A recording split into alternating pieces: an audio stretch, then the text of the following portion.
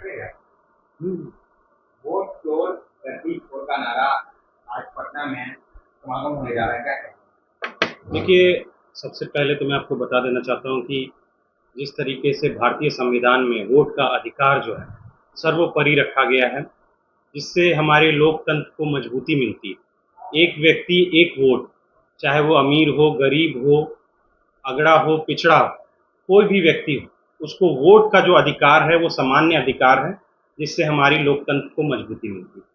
उसके बाद जो आज वोटर अधिकार रैली का जो आज समापन हुआ पटना में, आपने देखा कि जिस तरीके से हजारों नहीं लाखों की हुजूम जो बिहार से एकत्रित होके, बिहार के अन्य अन्य जिलों से एकत्रित होके पटना में आज आई, इससे पूर्ण रूप से ये बताने की कोशिश कर रहा है, बता रहा है और अपनी बातों को मजबूती से रख रहा है कि जो वोट चोरी का मुद्दा है कहीं ना कहीं बेहद गंभीर मुद्दा है और विगत कई सालों से हमारे चुनावी प्रणाली में ये कहीं ना कहीं बैकड्रॉप रहा है, जिसके कारण जो है आज विपक्ष, महागठबंधन की सरकार बड़ी मजबूती से इस पे अपनी बातें रख रही है न्यायालय में, और न्यायालय में साक्ष्य के साथ अपनी बातें रख रही है। क्योंकि न्यायालय में जब आप जाते हैं तो घुमाने फिराने वाली बातें नहीं चलती, वहाँ साक्ष्य चलते हैं। और साक्ष्य का हमने ये दिया है कि हमारे जो वोटर हैं, जो बिहार प्रदेश के वोटर हैं, जो 2024 में लोकसभा में वैलिड होते थे, उन्हें बिहार का नागरिक, देश का नागरिक माना जाता था, उन्होंने वोट भी दिया और वो वैलिड थे। लेकिन ऐसा क्या होता है कि 2025 में बताया जाता है कि ये लोग बाहरी है और जब तक आपका एसआईआर पूर्ण निरीक्षण नहीं होता है आप वोट देने के अधिकार मत में नहीं हो सकते। जिसमें आपको बताया गया कि आप जो है कई लोगों को जो मृत भी हैं उनको वोटर में लिस्ट में आपको नाम दर्ज कर दिया गया, जो जीवित है उनका वोटर लिस्ट से नाम काट दिया गया। कई ऐसे मुद्दे हैं जहां पे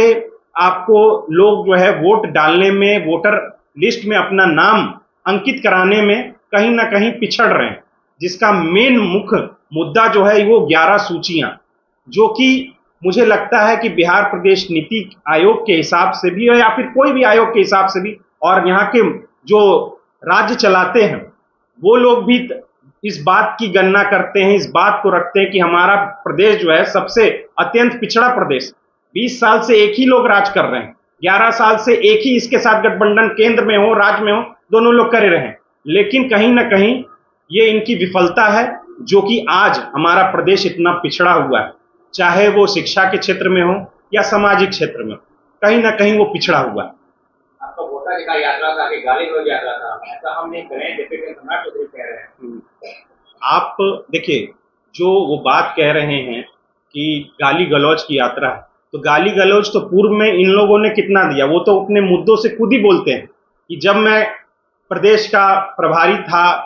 और मैं किस प्रकार से इस जगह तक आ पाया, गाली गलौज, इसका वीडियो भी वायरल है। तो मुझे लगता है कि कोई ऐसी बातें ना की जाए जिसमें जो व्यक्ति खुद ही इन सब चीजों का सहारा लेके उच्च स्थान तक पहुंचे हैं, तो मुझे लगता है कि उनसे ये परिभाषा हम लोग उम्मीद नहीं कर सकते हैं। और अगर ऐसी बात है तो हमने इस बात को किसी भी महिला या फिर किसी भी व्यक्ति को गाली गलौज करना कहीं उचित नहीं।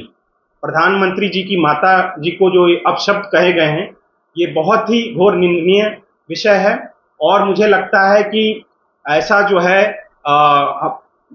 हम लोग को जो मालूम पड़ा है सोशल मीडिया के माध्यम से कि वो उनके ही अल्पसंख्यक मोर्चा के अध्यक्ष रह चुके हैं, तो कहीं ना कहीं से जांच का विषय है। लेकिन हमारी प्राथमिकता ये है कि सबको सम्मान देना हमारी प्राथमिकता है, महिलाओं को तो देना ही देना चाहिए। गाली दिया विरोध होता है, समझ में आता है, लेकिन तो कांग्रेस कार्यालय पे हमला बोला जाता है, जानते हुए कि आप कार्यालय में कोई नहीं है इसका।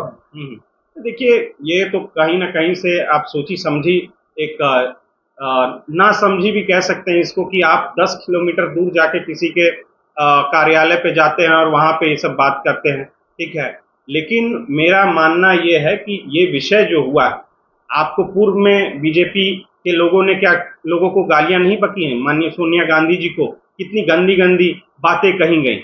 आज वो देश की बहू हैं और आज उन्होंने यहाँ पे अपना जीवन बिता दिया, अपने पति का जो है उनका बलिदान यहाँ पे इस मिट्टी में समाया हुआ है, उन सब चीज़ों को कौन याद करेगा? तो कहीं ना कहीं उन सब चीज़ों को भी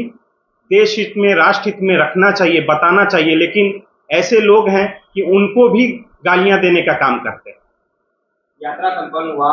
हमारा एक सवाल था कि बिहार में घूम रहे थे, 24 घंटे बिजली देखा होगा आपने, बिहार के सड़कें देखा होगा, क्या कहेंगे?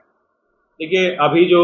माननीय मंत्री जी, मुख्यमंत्री जी ने 125 यूनिट बिजली फ्री देने का वादा किया, जिस दिन से देने का वादा किया उस दिन से ही बिजली कट रही है। आप ये बातें जो है, इनकी सच्चाई जो है, आप गांव देहात में जाके पता कर सकते हैं कि किस तरीके से न बिजली देंगे न यूनिट फ्री मिलेगा। इन सब चीज़ों की गंभीरता पूर्वक आपको स्थल पे जाके, नीचे स्थल पे जाके आपको जांच करनी चाहिए।